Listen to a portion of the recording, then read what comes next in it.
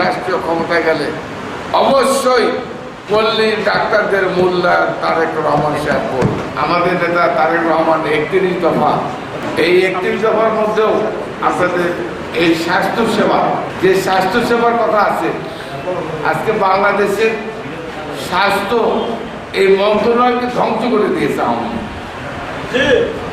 আওয়ামী লীগ।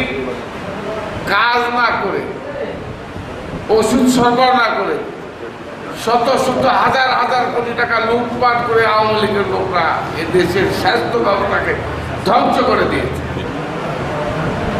প্রিয় ভাইরা, তাই আমি আপনাদের কাছে আমার অনুরোধ থাকবে যে আমাদের নেতা তারেক রহমান সাহেব এই 31 দফার মধ্যে স্বাস্থ্য খাতের উন্নয়নের মধ্যে আপনাদের চিকিৎসা সেবা সব কিছু কিন্তু উনি উল্লেখ করে রেখেছেন। 26তম শিয়া বাটার ও ভিটামিনে সমৃদ্ধ লিলি বিউটি সোপ, তারুণ্যময় উজ্জ্বল ত্বকের জন্য।